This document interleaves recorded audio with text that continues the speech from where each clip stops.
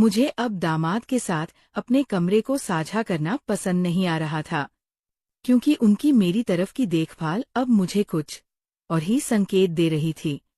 दूसरे दिन दोपहर में जब सुप्रिया मेरी कमरे में आई, तो मैंने उससे कहा कि मैं तुम्हारी बहू को घर बुलाने वाली हूँ। मुझे घर के काम करने में दिक्कत हो रही थी, इसलिए अगर वो घर पर रहेगी तो वो घर पर ध्यान दे सकेगी। इस पर सुप्रिया ने कहा, माँ, पिछले कुछ दिनों से तुम्हारा दामाद तुम्हारे बजाय तुम्हारा ज्यादा ख्याल रख रहा है, फिर भी आप अपनी बहू और बच्चे को क्यों बुलाना चाहती है? क्या तुम्हारा दामाद तुम्हारे लिए काफी नहीं है? जो बात मैं कहना चाहती थी वह सुप्रिया को समझ में नहीं आई। रात में मैंने दामाद से बात करने का फैसला किया। जब रात में दामाद कमरे में आए तो मैंने उनसे कहा, आज से तुम सुप्रिया के साथ उसकी कमरे में सो, उसे अकेले सोने के लिए मत छोड़ो। कुछ दिनों में मेरी बहू वापस आएगी, तब वह मेरे कमरे में सोएगी। इस पर दामाद ने कहा, सासू माँ, मैं आपकी देखभाल कर रहा हूँ, क्या मैंने आपको पराया समझ लिया है? इतना कहकर वे कमरे से बाहर निकल गए। शायद उन्हें मेरी बात पर नाराजगी हुई थी। तब मैं धीरे धीरे कदम बढ़ाते हुए दामाद को समझाने के लिए अपनी कमरे से बाहर निकली। दामाद सुप्रिया के कमरे में थे, और जैसे ही मैं उनके कमरे के बाहर गई, मैंने उनकी और मेरी बेटी की बातें सुनी।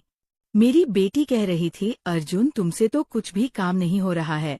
पिछले कुछ दिनों से मैं सब कुछ कर रही हूँ, और अब तक मेरी माँ की नज़र में तुम अपनी छवि बनाने में असफल हो गए हो। दामाद चुप थे, और मेरी बेटी आगे बोली, क्या तुम्हें याद है कि हमें इस घर को अपने नाम पर करवाना है?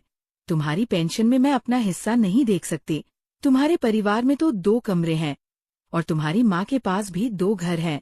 मैं चाहती हूँ कि कम से कम एक घर मेरे नाम पर हो, और इसके लिए मुझे किसी भी विवाद का सामना नहीं करना पड़ रही है। उसने कहा, माँ ने भैया और भाभी को घर बुलाने के बारे में मुझसे बात की थी। अगर वे दोनों घर आए तो पूजा तुरंत मेरे झूठ को पकड़ लेगी, और यदि एक बार हम माँ के सामने झूठ पकड़े गए तो ये घर हमारा रह नहीं जाएगा। उनकी बातें सुनकर मैं चौंक गई। उन्होंने पिछले कुछ दिनों से मेरे प्रति जो चिंता दिखाई थी, वह सब एक दिखावा था। मेरी बेटी ने खुद को गर्भवती बताकर मेरी भावनाओं से खेल किया था, ताकि वह अपने मायके का हिस्सा ले सके। मैं शांति से वहां से अपने कमरे में चली गई। कुछ समय बाद मैंने नकारने के बावजूद देखा कि दामाद फिर से मेरे कमरे में सोने आ गए। अगले दिन नाश्ते के समय बेटे और बहू को देखकर दामाद और सुप्रिया हैरान रह गए। सुप्रिया ने पूछा, माँ, तुमने उसे यहाँ क्यों बुलाया? मैंने सोचा कि अब मुझे अपनी बात स्पष्ट करनी चाहिए।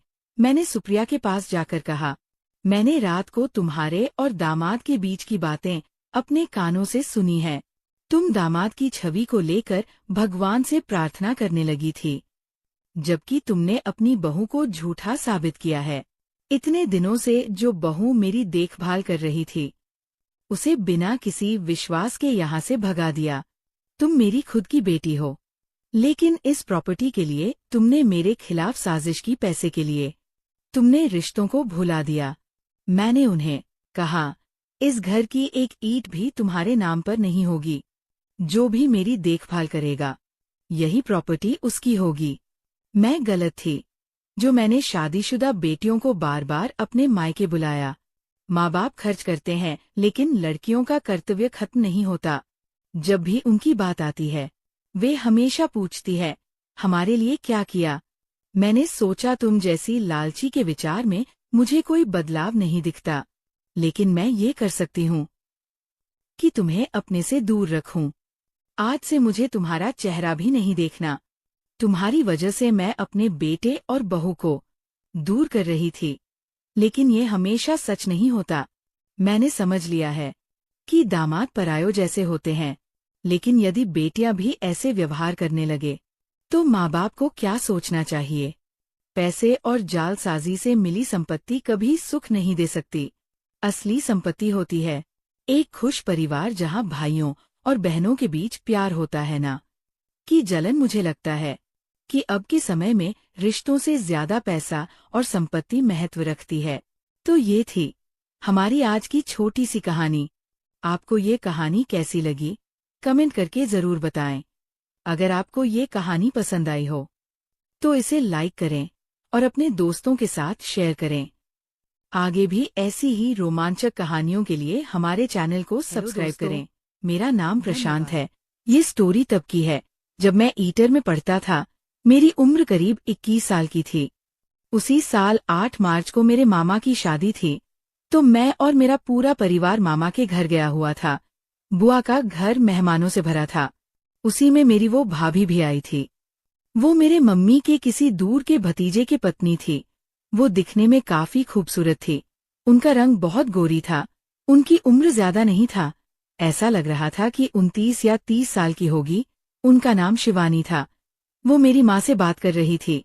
मैं अपने माँ के पास ही खड़ा था और उन्हें देखकर हल्का हल्का मुस्कुरा रहा था। फिर बात करते करते उनका ध्यान मेरे ऊपर गया और मुझे मुस्कुराते देख वो भी मुस्कुरा दी। फिर उन्होंने मम्मी से पूछा कि ये कौन है, तो मम्मी ने मेरे बारे में भाभी को बताया। फिर भाभी को जब पता चला कि मैं उनका देवर हूँ, तो वो माँ के सामने ही मुझसे मजाक करने लगी। माँ पास खड़ी थी तो मैं कुछ नहीं कह सका, बस हल्का शर्माकर सिर झुका लिया। तभी मम्मी को उनके नंद ने आवाज लगाया और अपने पास बुलाया। मम्मी बोली कि तुम दोनों बातें करो, मैं अभी आती हूँ। और मम्मी वहां से चली गई। अब हम दोनों वहां खड़े थे। मैं शर्म के मारे कुछ बोल नहीं पा रहा था। लेकिन तभी भाभी ने पूछा, तब प्रशांत किस क्लास में हो? मैं नजरें झुकाकर बोला कि भाभी मैं इंटर में हूँ। इस साल मेरा इंटर का एग्जाम होने वाला है। अब भाभी मुस्कुराते हुए बोली, अच्छा, तो अब हमारे देवर बड़े हो गए हैं, 11वीं में पढ़ते हैं। मैं हिचकिचाकर बस हल्का सा मुस्कराया। वो मेरी तरफ देखती रहीं, जैसे कुछ कहना चाह रही हों, लेकिन फिर उन्होंने माहौल को हल्का करने के लिए खुद ही बात शुरू कर दी। और बताओ, पढ़ाई कैसी चल रही है? मैंने कहा, ठीक ही चल रही है भाभी, बस थोड़ा टेंशन रहता है। पेपर नजदीक है। भाभी ने आंखें थोड़ा चौड़ी करके मजाकिया लहजे में कहा, टेंशन? अरे तुम तो इतने स्मार्ट दिखते हो, तुम्हें क्या टेंशन? मैं फिर थोड़ा शर्मा गया, लेकिन भाभी के अंदाज में एक अपनापन था, जिसमें झिझक धीरे धीरे कम हो रही थी। फिर उन्होंने मेरी बाह को हल्के से थपथपाते हुए कहा, वैसे देवर जी, कोई गर्लफ्रेंड वर्लफ्रेंड है या नहीं? मैं तो थोड़ा घबरा ही गया, आंखें बड़ी कर दी और कहा, नहीं भाभी, ऐसी कोई बात नहीं है। वो जोर से हंस पड़ी। अरे वाह, कितना साफ झूठ बोलता है, इतनी प्यारी मुस्कान और कोई लड़की नहीं? मम्मी जी को बताओ क्या? मैंने हड़बड़ाकर कहा, अरे नहीं भाभी, प्लीज मत बताना। फिर हम दोनों खिलखिलाकर हंस पड़े। इसी बीच भाभी ने मेरी तरफ झुककर फुसफुसाया, वैसे तुम्हारी आंखें बहुत प्यारी है। तुम्हें पता है? मेरी सांस जैसे रुक गई। भाभी की आवाज में कोई हल्की सी गंभीरता थी। मैंने उनकी तरफ देखा। उनकी नजरों में कुछ अजीब था, कुछ ऐसा जो मुझे बेचैन कर रहा था, लेकिन फिर भी अच्छा लग रहा था। थोड़ी देर दोनों चुप रहे। फिर भाभी ने धीरे से कहा, चलो, अब मैं चलती हूँ, बहुत सारा काम है, लेकिन तुमसे फिर बात करूंगी। उन्होंने मुझे एक हल्की सी मुस्कान दी और मुड़कर चली गई। मैं वहीं खड़ा रहा, दिल की धड़कनों को संभालता हुआ। कुछ था जो पहली बार महसूस हो रहा था। उसके बाद से जब भी भाभी मुझसे मिलती, तो हमारे बीच छोटी छोटी बातें और हल्का मजाक हो जाता था। उस दिन शाम को मैं अकेले ही आंगन के कोने में एक चारपाई पर बैठा था। शाम का वक्त था, हल्की ठंडी हवा चल रही थी और शादी का माहौल अपने चरम पर था। तभी भाभी कहीं से आई और मेरे पास चारपाई पर बैठ गई। फिर कुछ देर बाद भाभी अपने पल्लू को संभालते हुए बोली, अब तुम्हारे पेपर को कितने दिन रह गए हैं? मैंने जवाब दिया, भाभी, बस अब तो 2 महीना ही बचा है। यहाँ से जाऊंगा और फिर से पढ़ाई की टेंशन शुरू। भाभी मुस्कुराकर बोली कि कोई टेंशन लेने की जरूरत नहीं है, अभी शादी में एंजॉय कर, फिर जब यहाँ से जाना तो पूरी ताकत से तैयारी कर लेना, सब कुछ अच्छा होगा। उसके बाद हमारी इधर उधर की बातें शुरू हो गई। फिर बातों ही बातों में मैं भाभी से भैया के बारे में पूछ लिया, क्योंकि मेरा भैया से कोई जान पहचान नहीं था। फिर भाभी ने बताया कि तुम्हारे भैया शादी में नहीं आए हैं, वे मुंबई में काम करते हैं और उन्हें छुट्टी नहीं मिली है। फिर मैं हंसते हुए कहा, अरे भाभी, जब भैया मुंबई में रहते हैं तो आपको तो बहुत घुमाया होगा न वहाँ। बीच, समंदर, पार्टी सब। बस, मैंने तो मजाक में कहा था, लेकिन भाभी का चेहरा सुनते ही जैसे एकदम सन्न हो गया। उनकी आंखें थोड़ी बुझ सी गईं। होठों पर जो मुस्कान थी वो जैसे जम गई और एक अजीब सी खामोशी फैल गई हमारे बीच। मैं चौंक गया, समझ ही नहीं पाया कि मैंने ऐसा क्या कह दिया। वो चुपचाप मुझे देखती रहीं। फिर जैसे खुद को जबरदस्ती खींचते हुए बनावटी मुस्कान ओढ़ ली और बोली, हाँ, तुम्हारे भैया ने बहुत सैर कराई है मुंबई की, बहुत। उसके बाद उन्होंने जल्दी से इधर उधर देखा और बोली, अभी आती हूँ, कुछ काम रह गया था। और वो उठकर चली गई। लेकिन उनका चेहरा जाते जाते बहुत कुछ कह गया। मैं बस उन्हें जाता देखता रहा। मेरे अंदर कुछ अजीब सा चलने लगा था। भाभी की उदासी मुझे अंदर से खल गई। क्या भैया और भाभी के बीच सब ठीक नहीं है? क्या भैया ने उन्हें वो प्यार नहीं दिया जो वो डिजर्व करती हैं? और अगर नहीं, तो क्यों?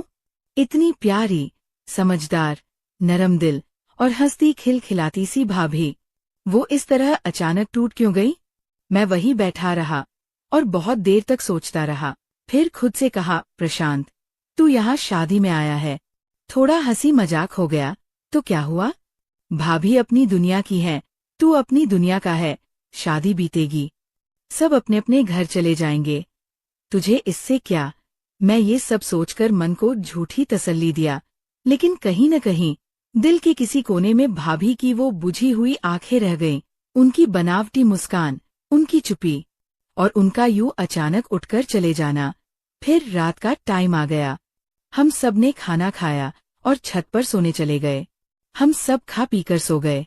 मेरे बगल में मेरे कई रिश्तेदार लेटे थे। फिर रात को करीब 12 बजे किसी के आने का आभास हुआ। चूड़ी की आवाज से तो मैंने देखा तो अंधेरे में मुझे कोई औरत आती दिखी। मैंने गौर नहीं किया और चादर ओढ़ के लेट गया। फिर थोड़ी देर बाद मुझे क्या एहसास हुआ कि कोई मुझे जगा रहा है। मैंने देखा तो वो वही भाभी थी। फिर मैं उठा और धीरे से पूछा कि क्या हुआ भाभी? तो उन्होंने अपना मोबाइल दिखाते हुए कहने लगी, इसमें फोन नहीं लग रहा है, जरा देखो इसमें क्या बात है। मैंने देखा तो कुछ ज्यादा प्रॉब्लम नहीं थी। उनका मोबाइल फ्लाइट मोड पर था तो मैंने नॉर्मल मोड करके ऑन कर दिया। फिर उसके बाद फोन लगने लगा। फिर मैंने फोन भाभी को दे दिया। तो भाभी ने कहा, क्या हुआ था? मैंने बोला, कुछ नहीं, आपने गलती से फ्लाइट मोड ऑन कर दिया था। फिर वो कुछ सेकंड मेरी आंखों में देखती रहीं। शायद कुछ कहने की कोशिश कर रही थी या शायद खुद से कुछ छुपा रही थी। फिर हल्के से मुस्कुराई और बोली, थैंक यू। मैंने सिर हिलाया और दोबारा चादर ओढ़ने ही वाला था कि उन्होंने अचानक धीरे कहा, प्रशांत, मुझे बाथरूम जाना है, लेकिन नीचे बहुत अंधेरा है, मुझे डर लग रहा है, क्या तुम मेरे साथ चलोगे? मैं एक पल को चौंक गया, लेकिन फिर तुरंत खुद को संभालते हुए बोला, हाँ भाभी, चलिए, कोई बात नहीं। मैंने चप्पल पहनी और भाभी के साथ सीढ़ियां उतरने लगा। अंधेरा गहरा था, नीचे का आंगन शांत था। भाभी मेरे बिल्कुल पास चल रही थी। फिर हम बाथरूम के पास पहुंचे। मैं वही दरवाजे से थोड़ा दूर खड़ा हो गया और बोला, भाभी, आप अंदर जाइए, मैं यहीं खड़ा हूँ। भाभी ने एक बार मेरी तरफ देखा, उन्होंने सिर हिलाया और दरवाजा खोलकर अंदर चली गईं। अब मैं बाहर अकेला खड़ा था, लेकिन मेरे मन में भाभी की वो बुझी हुई आंखें फिर से घूम गईं। मुंबई वाली बात पर जो खामोशी उनके चेहरे पर उतर आई थी, वही खामोशी इस वक्त मेरे आसपास थी। फिर कुछ ही देर में भाभी बाहर आई, पल्लू को थोड़ा संभालती हुई। उन्होंने एक बार मेरी तरफ देखा और बोली, थैंक यू प्रशांत। सच में अकेले जाने का मन नहीं था। मैंने मुस्कुराकर कहा, कोई बात नहीं भाभी, आप डरिए मत, मैं हूं ना। वो कुछ नहीं बोली, बस मेरे साथ साथ वापस चलने लगी। फिर जब हम छत पर पहुंचे तो चारों ओर हल्की नींद की सरगोशियां थी। कहीं कोई करवट बदल रहा था, कहीं कोई खर्राटे ले रहा था। मैं धीमे कदमों से अपने बिस्तर की ओर बढ़ा। भाभी भी अपने कोने वाले बिस्तर की ओर मुड़ी, लेकिन जैसे ही मैं अपने बिस्तर के पास गया तो देखा वहां कोई और लेटा था। शायद नींद में सरकते सरकते मेरी जगह पर आ गया था। मैं थोड़ा झुका, उसे उठाने ही वाला था कि तभी पीछे से भाभी की धीमी आवाज आई, प्रशांत, रुक जाओ, उसे मत उठाओ। मैंने पलटकर देखा, भाभी कुछ कदम दूर खड़ी थी। तुम मेरे साथ चलो, उन्होंने धीरे से कहा। मेरे बिस्तर पर काफी जगह है, मैं अकेली ही सो रही हूँ, तुम एक साइड हो जाना। मैं एक पल को ठिठका, दिल की धड़कन जैसे थोड़ी तेज हो गई। फिर मैंने सिर हिलाया और उनके पीछे पीछे चल पड़ा। छत का वो कोना बाकी जगहों से अलग था। वहां थोड़ी सी हवा ज्यादा थी और बाकी लोगों से थोड़ा दूर होने के कारण एक अलग ही सन्नाटा था। भाभी ने अपना बिस्तर कोने में लगाया था, चादर एकदम करीने से बिछी हुई, सिरहाने पर एक हल्का तकिया और एक छोटा सा रजाई किनारे रखा हुआ। फिर वहां पहुंच भाभी चुपचाप एक ओर खिसक गई और मैंने उनकी दूसरी ओर बहुत ध्यान से किनारे पर जाकर लेटने की जगह बना ली। हम दोनों कुछ देर चुप रहे। मैं चुपचाप आसमान की ओर देख रहा था। दिल में कई सवाल थे, लेकिन जुबान पर कोई शब्द नहीं। तभी भाभी की धीमी, लगभग फुसफुसाती आवाज आई, प्रशांत, आज अच्छा लगा है कि तुम साथ हो। मैंने उनकी तरफ नहीं देखा, बस धीरे से कहा, मुझे भी, भाभी। फिर कुछ देर दोनों चुप रहे। छत की उस ठंडी रात में हम दोनों एक ही बिस्तर पर थे। मैंने आंखें बंद कर ली थीं, पर नींद मुझसे कोसों दूर थी, क्योंकि मेरे मन में शाम को हुई वो बातें घूम रही थी। आखिर भाभी मुंबई वाली बात पर यूं अचानक शांत क्यों हो गई थी? उनका चेहरा उस पल जैसे बुझ गया था और फिर वो चुपचाप वहां से चली भी गई थी। मेरा दिल कर रहा था पूछ लूं उनसे, लेकिन एक अजीब सा डर था, कहीं कुछ ऐसा न कह बैठूं जो उन्हें और तोड़ दे। लेकिन मन की बेचैनी, सवालों का शोर अब सहा नहीं जा रहा था। मैंने खुद को कुछ सेकंड समझाने की कोशिश की, लेकिन फिर हल्के स्वर में धीरे से पूछा, भाभी, आप जागी हैं? वो थोड़ी देर चुप रहीं, फिर उसी धीमी आवाज में बोली, हाँ प्रशांत, बोलो, क्या हुआ? मैं थोड़ी देर तक चुप रहा, फिर धीरे धीरे कहने लगा, भाभी अगर आप बुरा न मानो तो क्या आपसे कुछ पूछ सकता हूँ? भाभी थोड़ी देर चुप रही, शायद उन्हें भी समझ आ रहा था कि मैं क्या पूछने वाला हूँ। फिर भी उन्होंने कहा कि हाँ बोलो, प्रशांत, क्या पूछना चाहते हो? फिर मैं धीमी आवाज में बोला, आज शाम जब मैंने आपसे मुंबई घूमने की बात की थी, तब आप अचानक शांत हो गई थी, फिर ऐसे चली भी गई। मुझे लगा शायद मैंने कुछ गलत कह दिया था। भाभी कुछ नहीं बोली। मैंने थोड़ा रुककर गहरी सांस लेते हुए पूछा, भाभी, क्या आपको और भैया के बीच सब कुछ ठीक है? अब भाभी ने करवट बदली और बोली, हाँ, सब कुछ ठीक है प्रशांत, तुम इन बातों पर ज्यादा मत सोचो। उनकी आवाज में सच्चाई नहीं थी। ऐसा लगा जैसे वो जबरन कुछ छुपाने की कोशिश कर रही हो। मुझे उनका जवाब सुनकर एक अजीब सी बेचैनी हुई। मन किया फिर से पूछूं, लेकिन फिर खुद को रोका। शायद वो बताना नहीं चाहती। शायद कुछ ऐसे राज है जो उनके भीतर ही रह गए हैं। फिर मैंने करवट ली और उनकी तरफ पीठ करके सोने की कोशिश करने लगा, लेकिन मेरी आंखें बंद होते हुए भी जैसे जाग रही थीं। मन अब भी वहीं अटका था। उनकी आवाज, उनकी नजरें और वो सब ठीक है वाला झूठा यकीन। तभी कुछ देर बाद एकाएक धीमी, टूटी हुई सी सिसकी मेरे कानों तक पहुंची। मैं एकदम चौकन्ना हो गया, धीरे से करवट ली और देखा, भाभी आसमान की ओर देख रही थी। आंखों से आंसू बह रहे थे। उनका चेहरा चांद की हल्की रोशनी में भीग रहा था और वो किसी पुराने, बहुत गहरे ख्याल में खोई हुई लग रही थी। मेरे दिल में जैसे कुछ चटक गया। मैंने हल्के स्वर में कहा, भाभी, क्या हुआ? आप क्यों रो रही हैं? वो मेरी तरफ पलटीं, लेकिन तुरंत अपने आंचल से आंसू पोंछने लगीं। एक झेम सी उनके चेहरे पर थी, जैसे कोई चोरी पकड़ी गई। कुछ नहीं प्रशांत, बस ऐसे ही। नींद नहीं आ रही थी, हवा ठंडी है न। आंखें भी भर आई, लेकिन मुझे समझ आ गया था कि जरूर कुछ न कुछ भाभी के साथ ऐसा हुआ है जो वो मुझे बता नहीं रही है। फिर मैं बोला कि भाभी, अब नहीं, अब आप नहीं छुपा सकती। आपको मेरी कसम, जो भी बात है सच सच बताइए। भाभी कुछ पल तक मेरी तरफ देखती रहीं। उनके चेहरे पर हैरानी नहीं थी, बस थकावट थी, जैसे उन्होंने हार मान ली हो। उन्होंने गहरी सांस ली और फिर अपनी नजरें दूर आसमान की तरफ टिकाते हुए बोली, प्रशांत, तुम्हारे भैया मुंबई में रहते तो है, लेकिन जैसा सबको पता है कि वो किसी कंपनी या ऑफिस में काम करते हैं, ये बात झूठ है। मैं चौंक गया। तो फिर भाभी, भैया वहाँ क्या करते हैं?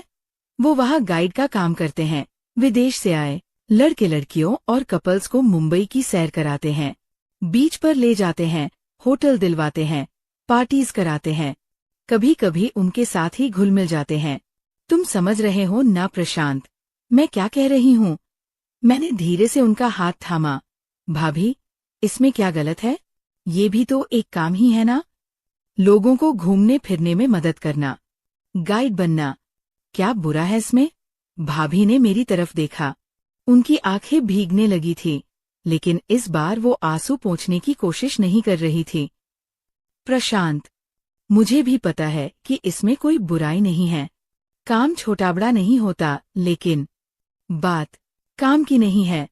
इतना कहकर भाभी रुक गई। फिर मैं बोला कि भाभी आप रुक क्यों गई? मुझे सब सच बताइए।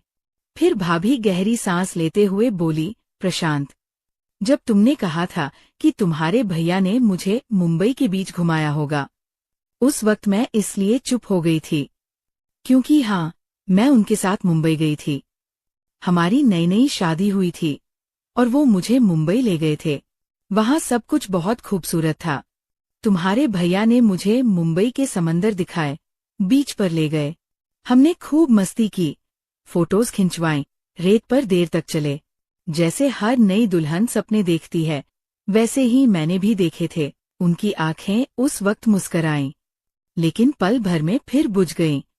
फिर उसी रात हम एक होटल में रुके। बीच के पास ही एक छोटा सा सुंदर कमरा था। मैं बहुत थकी हुई थी, इसलिए जल्दी सो गई।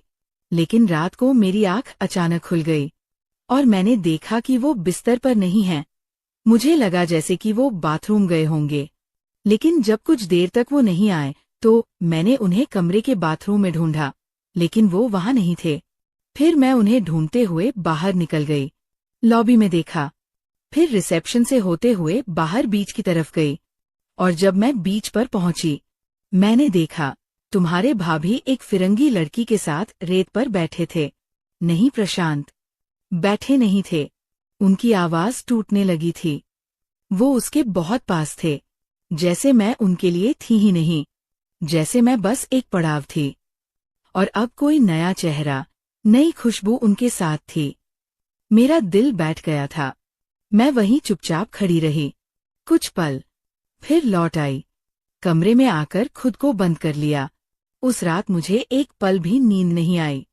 मेरी शादी, मेरा सपना, सब जैसे उसी रेत में बह गया था। फिर जब सुबह होने वाली थी, तभी दरवाजा खुलने की आहट आई। भैया वापस आ गए थे। वो दबे पांव कमरे में दाखिल हो रहे थे, जैसे उन्हें डर हो कि मैं जाग न जाऊं। लेकिन मैं तो पहले से उनके पीछे खड़ी थी। वो मुझे देखकर डर गए। फिर मैं उनसे सब जानते हुए भी सवाल की कि वो रात को कहाँ गए थे, क्योंकि मैं उनके मुंह से सुनना चाहती थी। लेकिन उन्होंने फौरन बहाना बना दिया, कहा कि बाहर हवा खाने चला गया था। फिर कुछ देर बीच पर बैठा रहा, कुछ पुरानी बातें सोच रहा था। उनके मुंह से ये सुनकर मेरी आंखों में आंसू आ गए। फिर मैंने कह दिया कि मैंने सब देख लिया है। मैं जानती हूँ वो रात को कहाँ थे और किसके साथ थे। तो वो थोड़ा घबरा तो गए, लेकिन शर्मिंदा नहीं हुए। उनकी आवाज में अब कंपकंपी थी। फिर वो उल्टा सफाई देने लगे। कहने लगे तुम कुछ गलत समझ रही हो। ये सब मेरे काम का हिस्सा है। मैं जो करता हूँ वो मजबूरी है। ये फिरंगी लड़कियां अकेली आती है। उन्हें यहाँ के लोगों का साथ चाहिए होता है।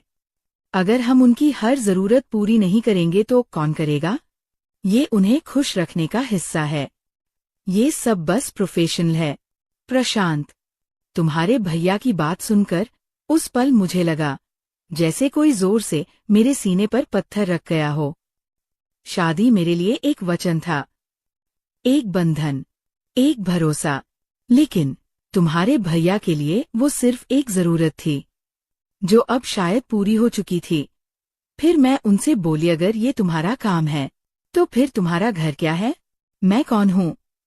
क्या एक बीवी होने के नाते मेरा कोई अधिकार नहीं, कोई इज्जत नहीं? इस पर तुम्हारे भैया कुछ नहीं बोले। फिर उसके बाद हमारे बीच खूब झगड़ा हुआ।